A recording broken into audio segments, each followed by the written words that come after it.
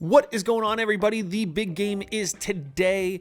It is going to be a fun Super Bowl rematch of Super Bowl 49 between the New England Patriots and the Seattle Seahawks. And in today's video, we're going to break down why I think, the Seahawks have some strengths and weaknesses, the Patriots have those strengths and weaknesses, where the matchups come down, and who I ultimately think is going to win the game, and mix in some underdog picks at the end there, just kind of keeping that going from what I've been doing this season. And on that note, I just want to thank this video sponsor, Underdog Fantasy. It is the best time to give daily fantasy a try on the big game this Sunday. You can sign up at Underdog Fantasy using my code TJS and play $5 and get $75 in bonus funds. And for the big game, Underdog has a big surprise, the big reveal. You get to pick one player to reveal if they're a give me pick or not, and if they are, there could be a booster behind that as well. It's a fun way to make Sunday a lot more exciting, so go ahead and use that code TJS for that $75 on a $5 play. Once again, I want to thank Underdog Fantasy for the sponsorship, and let's get back into the video. We're going to start off here with the Seattle Seahawks. The Seattle Seahawks came in as the #1 seed at 14-3, becoming the NFC champions. They're currently the favorites at -4.5. They have some great strengths. They have an elite defense. They were the top in sacks, turnovers, suffocating when it matters.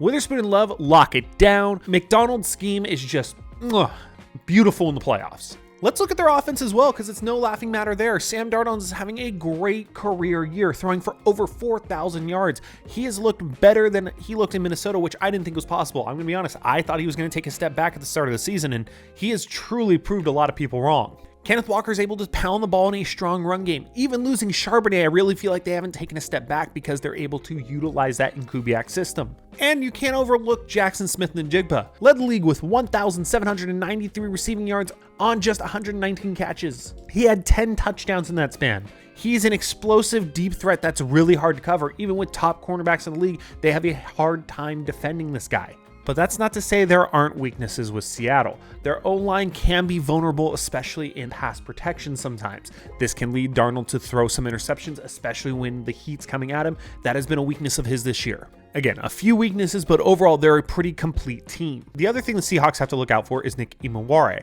He apparently got hurt at practice and was seen limping back to his hotel room. I think he's going to be okay. He's putting some weight on it, but we shall see when it comes time to injury to see if he's actually able to play. Let's look at the other side of the ball with the New England Patriots. They came in as the #2 seed at 14-3, a wild rebuild from a few years ago. Mind you, they had the #3 overall pick and picked Drake May just a couple years ago. The Patriots have a lot of strengths as well. Drake May is the main point of that. He was second in MVP voting, and that's for a reason. He's got the arm, he's got the legs, he can make big plays, he can get reads. He is their best player, hands down. You can also look at their backfield with Trevion Henderson and Ramondre Stevenson. They both are able to run the ball hard.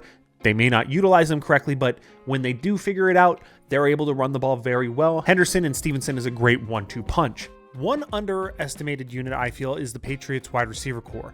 It's a unit that's been underestimated all season because they don't have a big star name. Yeah, there's Stephon Diggs, but he's not the same Stephon Diggs as a few years ago. And there's Keyshawn Boutte and Matt Collins. All of them are this, not underwhelming because they're performing great, but I feel like it's an underestimated unit that's really going to tilt the game one way or the other between those three guys. Granted, the Seahawks have a great secondary, like I already mentioned, but between the three receivers, they're able to spread the ball around and get it upfield. Not to mention Hunter Henry, who I think is going to be uncoverable this matchup. I just have a feeling that he is going to have a very good game, and he's going to be another big X factor for New England. Defense ranks in the top 5 in points allowed, so they're no slouch either. Christian Gonzalez is one of the best quarterbacks in the league. I would give him top 3.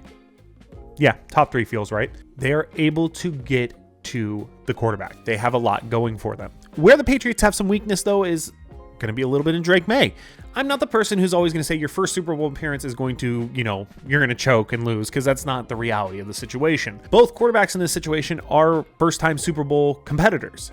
But the reason that it's being held over May a little bit more in my eyes is because he's so much younger. He's carrying this team. This is a lot of pressure for a young man who hasn't been in the league very long to take on. So that is something that I'm going to be a little bit worried about. It's not a detriment that I'm like, oh my God, they're going to lose this game, but it is something I'm looking at going, is he going to be able to read pressures right? Is he going to be in the moment? Is he going to, crack under the pressure?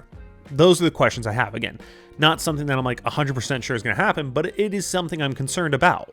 Another reason that I'm a little more hesitant on the Patriots is their playoff path has been a little bit easier. They haven't really played a complete team. They beat the Texans not by destroying their defense and figuring it out. No, because Stroud got 4 picks. Hell of a lot of turnovers. Not a great testing game. Then if you look at the AFC Championship game, you have the Broncos who had a backup quarterback in terrible weather and you guys barely beat them. You know, this is the first time they're going against a top 5 offense and defense at the same time. Are they going to be able to step that up, or is it going to be a situation where it's just so much that they get overwhelmed with? Where I think this game comes down to is a few different places. First of all, is this Seahawks defensive line pressuring May?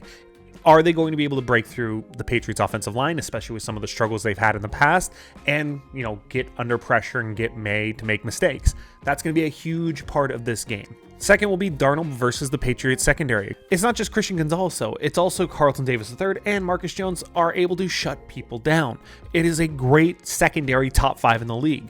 So will they be able to stop Jackson Smith and Jigba, and will that cause Sam Darnold to have to go to secondary targets he's not as comfortable with? Because even with Cooper Kupp, he hasn't thrown to him as much as JSN. JSN is literally that guy. If the Patriots are able to shut down JSN, is Darnold able to overcome and throw to different receivers, get the ball moving? Big question mark. And with anything, it's going to come down to the trenches.